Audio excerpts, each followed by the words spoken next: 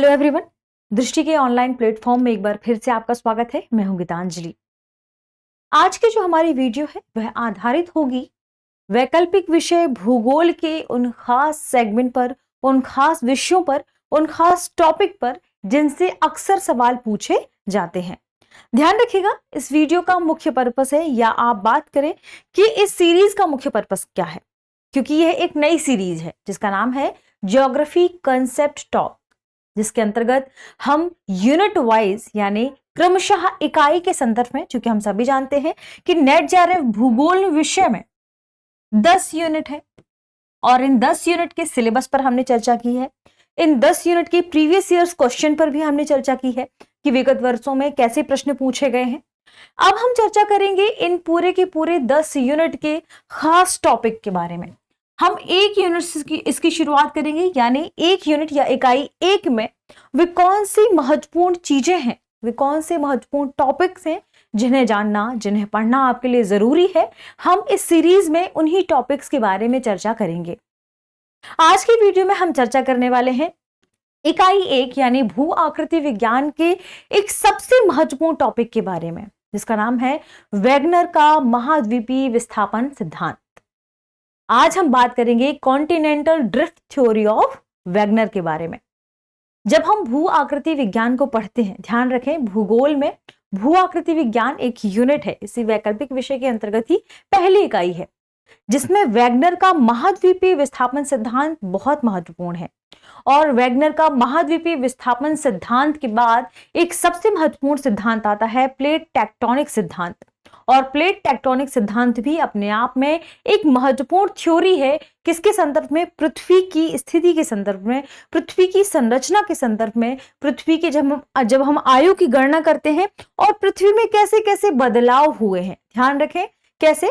पृथ्वी हम सभी जानते हैं महासागर और महाद्वीपों से मिलकर बनी है, और इन महाद्वीपों और महासागरों में कैसे कैसे बदलाव संभव हुए हैं अभी तक, उन सभी तथ्यों के बारे में व्याख्या करता है प्लेट टेक्टोनिक सिद्धांत। महाद्वीपीय विस्थापन के बारे में बात करता है, महासागरीय विस्थापन के बारे में बात करता है। इन विस्थापन के फलस्वरूप किन किन भू आकृतियों का निर्माण हुआ है, इन भू आकृतियों के निर्माण में किन बलों की यहाँ पर महत्वपूर्ण क्या कह सकते हैं साझेदारी रही है, इन सभी के बारे में व्याख्या करता है प्लेट टेक्टोनिक सिद्धांत। और प्लेट टेक्टोनिक सिद्धांत का बैकग्राउंड क्या है? वैगनर का महाद्वीपीय विस्थापन सिद्धांत। और अपने आप में ध्यान रखिए, वैगनर उन महत्वपूर्ण भूगोलवेत्ताओं में शामिल है जिनका यह अपना मौलिक विचार रहा है। यानी चूंकि वैगनर एक जलवायु भूगोलवेत्ता थे, आप कह सकते हैं जलवायु विज्ञानी थे, लेकिन उन्होंने पृथ्वी के संदर्भ में एक महत्वपूर्ण खोज की और इस बारे में चर्चा की कि पृथ्वी विभिन्न महाद्वीपों महासागरों से मिलकर कैसे कैसे बनी है, ये कैसे आने वाले समय में विभाजित होते गए हैं, और कैसे उन्होंने यह बात कहा कि पृथ्वी में महाद्वीपों का विस्थापन हो रहा है, इनमें क्या हो रहा है? ड्रिफ्ट हो रहा है। ठीक है, तो आज के हम इस एपिसोड में पढ़ने वाले हैं यूनिट 1 के सबसे महत्वपूर्ण सेगमेंट के बारे में, जिसका नाम है वैगनर का महाद्वीपीय प्रवाह सिद्धांत या महाद्वीपीय विस्थापन सिद्धांत, जिसे क्या कहा जाता है? Continental drift theory of Wagner. इस पूरे थ्योरी के अंतर्गत या इस सिद्धांत के अंतर्गत, इस टॉपिक के अंतर्गत हम कुछ खास बिंदुओं पर चर्चा करने वाले हैं। वे खास बिंदु कौन कौन से हैं? सबसे पहले हम जानेंगे इसके उद्देश्य के बारे में कि आखिर इस सिद्धांत का उद्देश्य क्या रहा है, यानी वैगनर ने इस सिद्धांत को देने के लिए या इसके पहले किन चीजों पर विचार किया, क्या इसका उद्देश्य रहा है, ताकि बाद में महाद्वीपीय प्रवाह सिद्धांत आया। इसके बाद जानेंगे हम इस सिद्धांत के बारे में कि आखिर वैगनर का महाद्वीपीय विस्थापन सिद्धांत है क्या। ठीक है, तो सिद्धांत के बारे में समझेंगे कि सिद्धांत क्या है। फिर जानेंगे वैगनर के महाद्वीपीय विस्थापन सिद्धांत या प्रवाह सिद्धांत में कि क्या कुछ प्रामाणिक तथ्य रहे हैं या इसके पक्ष में कौन से तर्क रहे हैं। यानी जब इन्होंने इस सिद्धांत को दिया, प्रतिपादित किया, तो इस सिद्धांत के पॉजिटिव या इसके पक्ष में उन्होंने क्या क्या तर्क दिए, किन तर्कों के आधार पर उन्होंने कहा कि उनका यह सिद्धांत क्या है, सही है।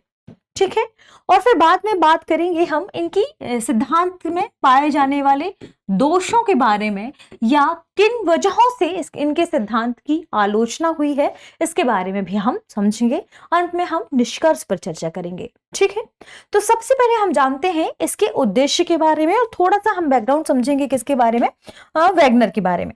ध्यान रखिए, वैगनर एक जर्मनी भूगोलवेत्ता है। ध्यान रखिए, जर्मन भूगोलवेत्ता है।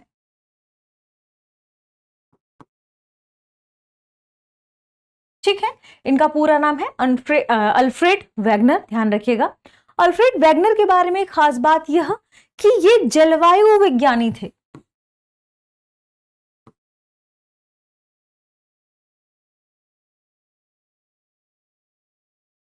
यानी मुख्यतः इनका काम था जलवायु के बारे में चर्चा करना, जलवायु के बारे में खोज करना। पूरी दुनिया में कैसी जलवायु है, जलवायु का क्या प्रभाव पड़ने वाला है उस पूरे क्षेत्र में, जलवायु का प्रभाव वनस्पतियों जीव जंतुओं पर कैसे पड़ता है, शुरू से लेकर यानी पृथ्वी की उत्पत्ति से लेकर अभी तक क्या परिवर्तन देखा गया है जलवायु में, किस प्रदेश में कैसी जलवायु पाई जाती है, किस महाद्वीप में कैसी जलवायु है, किस रीजन की जलवायु किन किन चीजों से प्रभावित होती है, इन्हीं सभी चीजों का अध्ययन करते थे वैगनर। अब इनके सामने एक समस्या आई कि आखिर जलवायु में परिवर्तन कैसे हुआ। यानी मुख्य समस्या इनके सामने निकल कर आई थी जलवायु के परिवर्तन की। ये जानना चाह रहे थे कि जलवायु में जो बदलाव हो रहा है, जलवायु में जो परिवर्तन संबंधी कारण हैं, वे क्यों उत्पन्न हो रहे हैं, इसका मुख्य कारण क्या है। और इसी वजह से वैगनर ने विभिन्न क्षेत्रों, विभिन्न पूरे एरिया, भूगोल की बात करें यदि हम, तो विभिन्न महाद्वीपों में अध्ययन करना शुरू कर दिया। ध्यान रखिए, वैगनर ने अपने सिद्धांत के बारे में पहली बार कहा था, या इसका कहें आप प्रतिपादन किया था वर्ष 1912 में,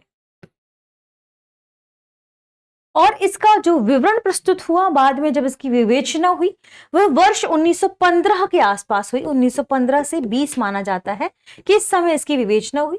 दरअसल वर्ष 1912 के आसपास प्रथम विश्व युद्ध की वजह से लोगों का बहुत अधिक ध्यान इनकी तरफ नहीं गया। बाद में वर्ष 1915 से 20 के आसपास फिर इस सिद्धांत पर लोगों की ध्यान गया और इस सिद्धांत ने लोगों का ध्यान आकर्षित किया।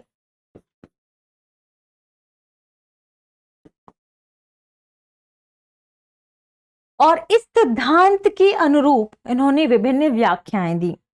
क्योंकि हमने अभी चर्चा भी की कि इनका मुख्य काम क्या था, जलवायु अध्ययन, क्योंकि ये जलवायु विज्ञानी थे। तो उनके सामने जो सबसे बड़ी समस्या थी वो यह थी कि विभिन्न क्षेत्रों में जलवायु में जो परिवर्तन हो रहा है वह क्यों हो रहा है, कैसे हो रहा है, और पिछले समय से यानी जब से पृथ्वी की उत्पत्ति हुई है तो यह बदलाव विभिन्न स्थानों पर कैसे कैसे देखा गया, इसके क्या कारण है, इस कारण का अध्ययन करना था वैगनर को।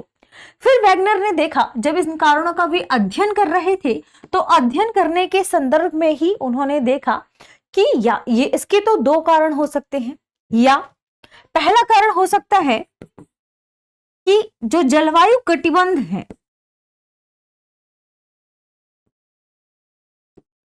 उनमें बदलाव हो रहा हो, यानी जलवायु कटिबंधीय बदलाव या स्थानांतरण। ध्यान रखें, उन्होंने कहा या तो जलवायु कटिबंध का स्थानांतरण हो रहा है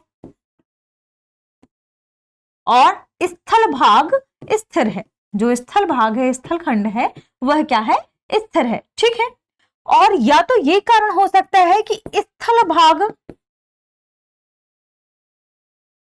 का स्थानांतरण हो रहा है और जलवायु कटिबंध स्थिर है।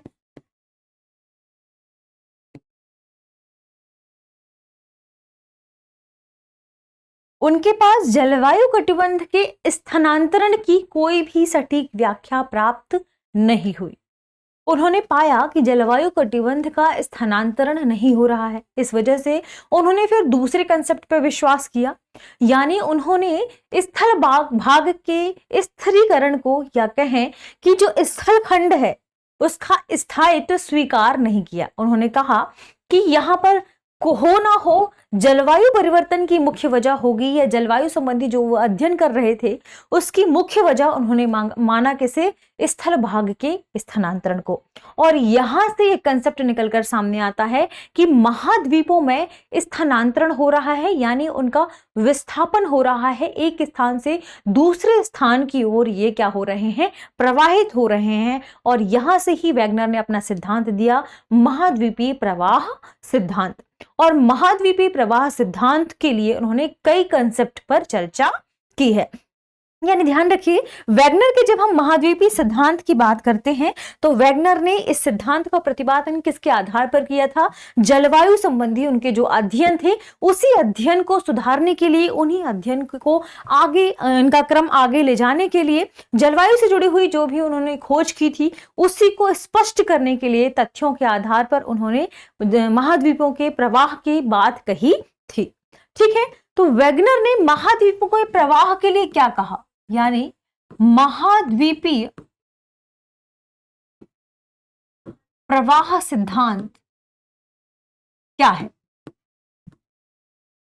ध्यान रखें, वैगनर के पहले जो भूगोलवेत्ता थे वे ये मानते थे कि महासागरों का जो तल है और जो महाद्वीप हैं ये स्थिर हैं, इनमें किसी भी प्रकार का प्रवाह स्थानांतरण नहीं होता। इसलिए ऐसा माना जाता है कि वैगनर वे महत्वपूर्ण, या आप कहें पूरे भूगोल में वे सबसे महत्वपूर्ण भूगोलवेत्ता हैं जिन्होंने अपनी मौलिक रूप से यह बात कही कि महाद्वीपों में क्या हो रहा है, विस्थापन हो रहा है। महाद्वीपों के जो खंड हैं अलग अलग, उनके बीच में अंतर आ रहा है। और इस बात को, इस कंसेप्ट को उन्होंने स्वीकार किया और इसके संदर्भ में उन्होंने विभिन्न तथ्य दिए। सबसे पहले हम बात करते हैं वैगनर के महाद्वीपीय सिद्धांत के बारे में कि आखिर जो महाद्वीपीय प्रवाह सिद्धांत है वह क्या है। वैगनर ने बहुत पुरानी संकल्पनाओं के आधार पर, जलवायु के जो पुराने कंसेप्ट है उनके आधार पर, भूगोल के जो पुराने कंसेप्ट थे उनके आधार पर एक निश्चित तथ्य को स्वीकार किया। उन्होंने कहा कि जो कार्बानिफेरस युग है,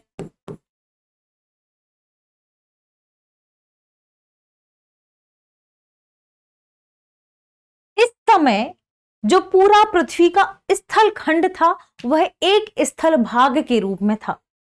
और उन्होंने नाम दिया, ध्यान रखिए, हम मानते हैं सबसे पहले कि यह एक पृथ्वी है और पृथ्वी के बीच में जो पूरा स्थल खंड है, जिसे एक स्थल खंड के रूप में उन्होंने स्वीकार किया, वह है यह।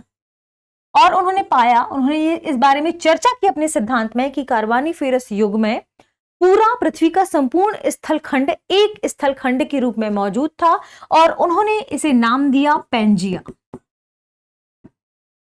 एक बृहद स्थल खंड। इसे उन्होंने क्या कहा कि पैंजिया एक बृहद स्थल खंड था जो बाद में डिवाइड होता गया, टूटता गया। कैसे, इसके बारे में हम चर्चा करेंगे।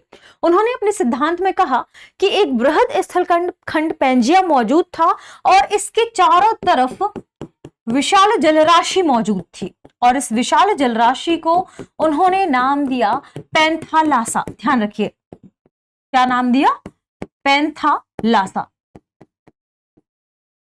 फिर समय बीतता गया, उन्होंने आगे अपने पूरे सिद्धांत में कई चीजों की, कई कंसेप्ट की चर्चा की। उन्होंने कहा कि यहां पर पैंजिया का समय बीतने के साथ ही दो भागों में विभाजन हो गया। कैसे विभाजन हुआ, मान लीजिए यह पृथ्वी का 0 डिग्री अक्षांश है, 0 डिग्री अक्षांश है और यहां पर हम सभी जानते हैं गुरुत्व बल का मान कम और ध्रुवों पर गुरुत्व बल का मान अधिक होता है। ठीक है, तो उन्होंने कहा कि ध्रुवों के गुरुत्व बल के मान की वजह से, गुरुत्व बल में जो भिन्नता पाई जाती है, गुरुत्व बल में विभिन्नता की वजह से, क्योंकि विषुवत रेखा में जो गुरुत्व बल होगा और जो ध्रुवों पर गुरुत्व बल होगा, इसमें डिफरेंस होगा, इसमें अंतर होगा। इसी विभिन्नता की वजह से उन्होंने कहा कि पैंजिया का दो भागों में विभाजन हो गया, क्योंकि विषुवत रेखा पर गुरुत्वाकर्षण बल या कहें गुरुत्व बल कम है जबकि ध्रुवों पर अधिक है। तो इसी वजह से उन्होंने कहा कि समय बीतने के साथ इसका या कहें पैंजिया का दो भागों में क्या हो गया, विभाजन हो गया और यह दो भागों में टूट गया, कुछ इस तरह। और इसके बीच में जो ये विशाल जलराशि थी, इसके बीच का यहां पर जल आ गया जो कि टेथिस सागर कहलाया। इन्होंने कहा कि पेंजिया दो भागों में डिवाइड हुआ और इनका अलग अलग नाम है। उत्तरी हिस्सा जो ऊपर डिवाइड होकर गया इसे इन्होंने लॉरेंसिया कहा और दक्षिणी हिस्से को कहा गोंडवाना लैंड।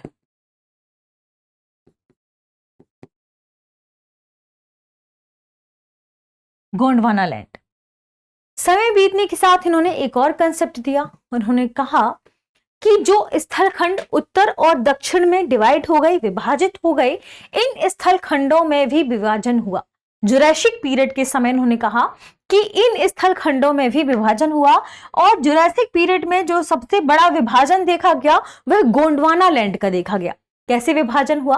इन्होंने कहा कि गोंडवाना लैंड जुरासिक पीरियड के आसपास विभिन्न क्षेत्रों में विभाजित हो गया और ये विभिन्न क्षेत्र क्या थे, या ये विभिन्न खंड क्या थे, विभिन्न आप कहें महाद्वीप क्या थे? तो ध्यान रखिए, इन्होंने कहा कि एक समय के बाद जो हिस्सा उत्तर की ओर था वह उत्तरी अमेरिका और यूरोप एशिया के रूप में डिवाइड हो गया।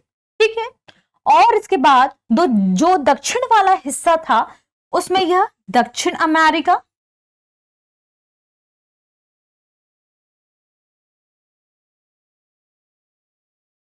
अफ्रीका,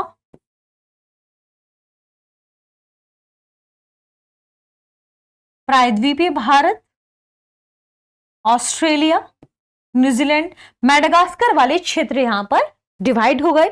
यानी यह पूरा स्थल भाग विभिन्न छोटे छोटे भूभागों में, विभिन्न छोटे छोटे स्थल खंडों में विभाजित हो गया। यहां पर दक्षिण अमेरिका निकलकर सामने आया,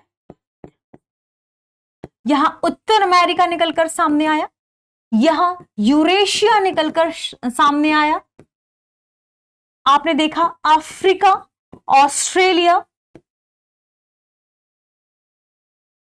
इस तरह से पूरा जो एक बड़ा स्थल खंड था जो कि कार्बोनिफेरस युग में, कार्बोनिफेरस युग में आपने देखा था कि एक विशाल बृहद स्थल खंड था जिसे पेंजिया नाम दिया था वैगनर ने। वह जुरासिक वर्ल्ड के बाद आते आते विभिन्न क्षेत्रों में या विभिन्न खंडों में विभाजित हो गया। अब देखिए, इस विभाजन में भी उन्होंने कहा कि जो अफ्रीका से दक्षिण अमेरिका खिसक कर पश्चिम की ओर खिसका, इसका भी एक कारण था। यहां यूरेशिया से उत्तर अमेरिका जो पश्चिम की ओर खिसका, इसके पीछे भी एक बल कार्य कर रहा है। और जो ये उत्तर से दक्षिण की ओर डिवाइड हुए दोनों जो खंड थे, हमने उसे नाम दिया था क्रमशः क्या, लॉरेंसिया और गोंडवाना लैंड। हमने उनके बारे में चर्चा की कि वहां पर वैगनर ने कहा कि ये दोनों खंड उत्तर और दक्षिण में क्रमशः गुरुत्व बल की विभिन्नता के कारण डिवाइड हुए। गुरुत्व बल की अपनी ध्रुवों पर लगने वाली शक्ति की वजह से ये डिवाइड हो गए। फिर पश्चिम की ओर इन क्षेत्रों का विस्थापन कैसे हुआ? पश्चिम की ओर इन क्षेत्रों के विस्थापन के लिए उन्होंने जिस बल का सबसे महत्वपूर्ण रूप से नाम लिया वह बल था सूर्य और चंद्रमा का ज्वारीय बल।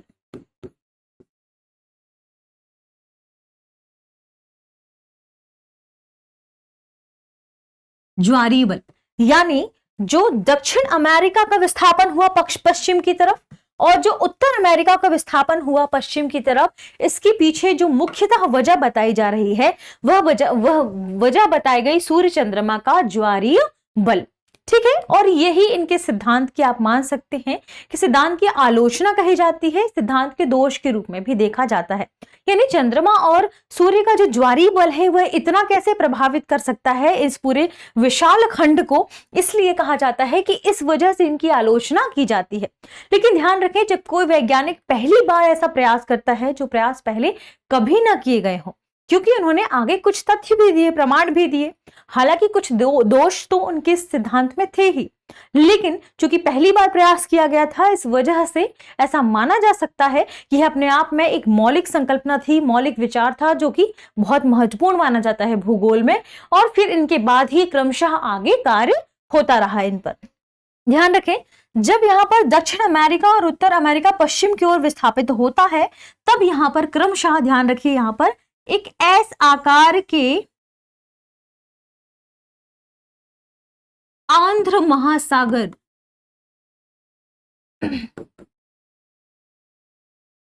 कटक का निर्माण होता है। ठीक है, और यह अपने आप में एक महत्वपूर्ण कंसेप्ट है। ठीक है, और यहां पर भी ध्यान रखें कि इन सभी पूरे छोटे छोटे खंडों का जब विभाजन हुआ, यह संकल्पना, यह बात किसने बताई? सबसे पहले वैगनर ने बताई थी। तो वैगनर का जो महाद्वीपीय विस्थापन सिद्धांत है वह यही है कि जो विभिन्न जो बहुत बड़ा स्थल खंड था वह डिवाइड हो गया, उनमें यानी विस्थापन हुआ, उनमें प्रवाह हुआ विभिन्न युगों में आकर, और इसे ही वैगनर के विस्थापन सिद्धांत के रूप में जाना जाता है। ध्यान रखिए, जो वर्तमान में हिमालय है वह यहां पर जो हमने टैथिस सागर की बात की थी वह उसी का क्या है? स्वरूप है। अभी जो हिमालय है ना, ये इसी के मलबे की वजह से जब ये विस्थापन हुआ प्लेटों का, तो फिर हिमालय उभर कर निकलकर सामने आता है। ठीक है, ये तो हमने बात की किसके बारे में? इनके महाद्वीपीय विस्थापन सिद्धांत के बारे में। अब हम बात करेंगे कंसेप्ट, कौन से कंसेप्ट के बारे में, जिसके बारे में हमने चर्चा की कि इसके पक्ष में क्या तर्क दिए जाते हैं। क्योंकि कई बार इन्होंने कहा कि आपने जो हमें बताया, जिस सिद्धांत के बारे में आपने चर्चा की, आप उसके पक्ष में क्या तर्क दे सकते हैं। ठीक है, वैगनर के सामने सबसे बड़ी समस्या यही थी कि उस सिद्धांत को वह प्रमाणित कर सके। प्रमाणित करने के संदर्भ में उन्होंने इसके कुछ पक्ष में तर्क दिए।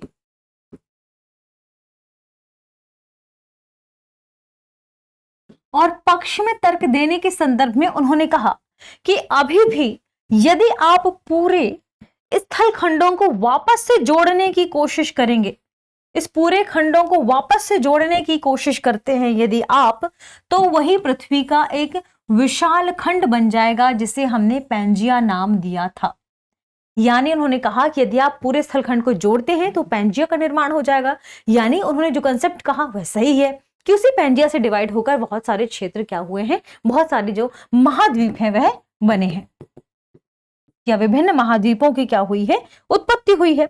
इसके अलावा एक और बात जो सबसे महत्वपूर्ण है वह यह मानी जाती है, इन्होंने एक पक्ष तो यह तर्क दिया, इसके बाद उन्होंने कहा कि जब आप बात करते हैं आंध्र महासागर की या वर्तमान के हम अटलांटिक महासागर की बात करें, तो अटलांटिक महासागर के बारे में एक बहुत ही महत्वपूर्ण तथ्य है कि आप जब ब्राजील वाले रीजन की बात करें, देखिए दक्षिण अमेरिका का यह हिस्सा ब्राजील वाला हिस्सा है और अफ्रीका का यह हिस्सा है, तो दो तटों के बीच साम्यता देखने को मिलती है।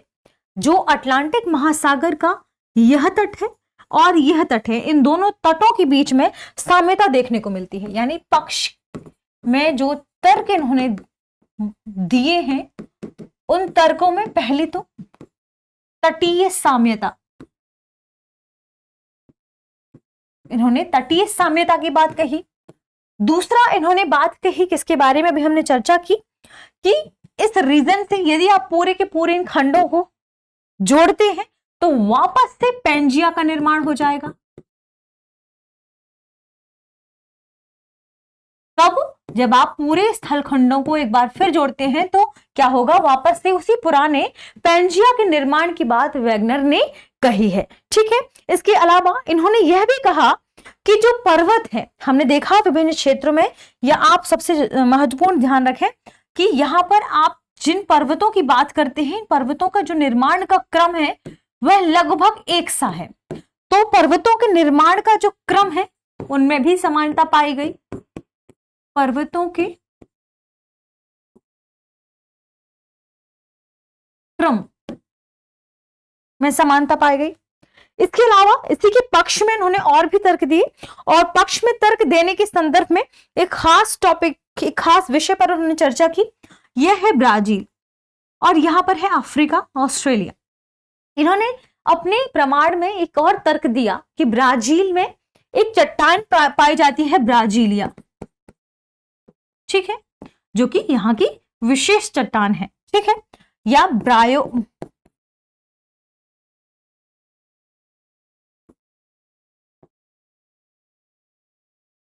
ब्राजीलिया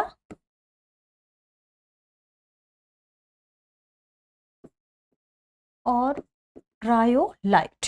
ठीक है, इन दो चट्टानों के बारे में चर्चा की। तो ब्राजील में पाए जाने वाली ये दोनों चट्टान, ब्राजीलिया और ब्राजोलाइट, इन दोनों का जो बनने का क्रम था और इन दोनों की जो खास विशेषता थी, संरचना थी, वह अफ्रीका में पाई जाने वाली चट्टान, कुछ कुछ ऑस्ट्रेलिया में पाई जाने वाली चट्टान और कुछ कुछ भारत में पाई जाने वाली चट्टानों की ही समान देखने को मिली है। इस वजह से इन्होंने एक और तर्क दिया, इन्होंने तर्क दिया कि कहीं ना कहीं चट्टानों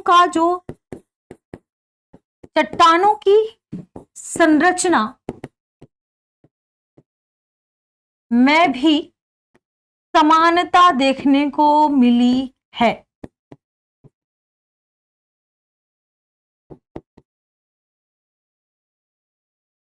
देखने को मिली है। तो विभिन्न तर्कों के आधार पर, विभिन्न प्रमाण के आधार पर इन्होंने अपने सिद्धांत को प्रतिपादित करने की बात कही और अपने सिद्धांत को जो प्रमाण इन्होंने प्रदान किए, इस आधार पर उन्होंने कहा कि इनका ये सिद्धांत है वह बिल्कुल सही है। ठीक है, लेकिन किसी आधार पर इनकी आलोचना भी की जाती है और आलोचना का मुख्य आधार यही है कि इनकी आलोचना के संदर्भ में सबसे पहली बात आती है निकलकर कि जब हम पूरे स्थलखंडों को जोड़ते हैं तब भी कहीं कहीं इनमें असमानता पाई जाती है।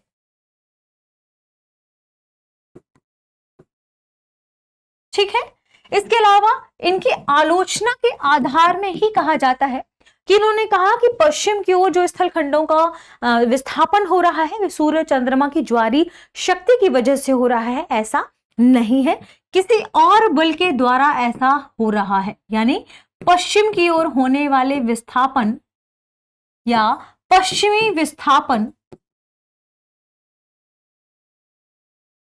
के तर्क में दोष पाया गया। ठीक, या इस वजह से ऐसा नहीं हुआ है। आगे जब हम प्लेट टेक्टोनिक सिद्धांत के बारे में पढ़ेंगे तो आप उसमें समझेंगे कि कैसे प्लेट टेक्टोनिक सिद्धांत में इस बारे में चर्चा की गई कि पश्चिम की ओर जो स्थलखंडों का विस्थापन हो रहा है वह सूर्य और चंद्रमा की ज्वारी शक्ति की वजह से नहीं हो रहा है। ठीक है, ध्यान रखिए। इसके अलावा इन्होंने एक और बात कही जलवायु कटिबंध के स्थिर होने के संदर्भ में, तो ऐसा भी पाया जा रहा था कि बहुत सारे रीजन में ऐसा बिल्कुल वही कारण नहीं है जो वैगनर ने कहा, किसी वजह से ऐसा संभव होगा या इसी वजह से कुछ तर्क देखने को मिलेंगे। जैसे उन्होंने कहा कि स्थलखंड विस्थापित हो रहा है तो ही जलवायु परिवर्तन होगा, कई वजह से और अन्य कई कारण होंगे जिनकी वजह से जलवायु परिवर्तन देखने को मिलता है।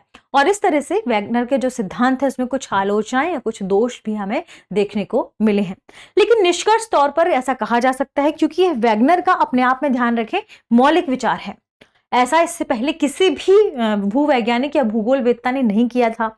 एक जलवायु भूविज्ञानी यहाँ पर निकलकर सामने आता है और वह इतना सुंदर कंसेप्ट देता है भूगोल का जिसके आधार पर आगे बहुत बड़ी थ्योरीज काम करती हैं, जिसमें से एक प्लेट टेक्टोनिक थ्योरी है। तो अपने आप में यह बड़ी बात है और बहुत सारे ऐसे कंसेप्ट हैं ज्योग्राफी के, जैसे हम बात करें भूकंपनीयता की, हम बात करें ज्वालामुखीयता की, हम बात करें पर्वत निर्माण प्रक्रमों की, अंतर्जनित और बहिर्जनित बलों की, तो इन सभी का कंसेप्ट यहां से कहीं ना कहीं बाहर निकलकर सामने आता है। इसलिए वैगनर के सिद्धांत को महत्वपूर्ण सिद्धांतों के रूप में या सबसे महत्वपूर्ण भूगोल के सिद्धांत के रूप में स्वीकार किया जाता है।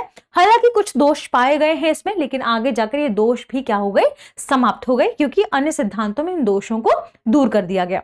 तो आज के टॉपिक में इतना ही, मिलते हैं हमारे अगले टॉपिक के साथ, अगले विषय के साथ। तब तक पढ़ते रहिए, रिवीजन करते रहिए। शुक्रिया।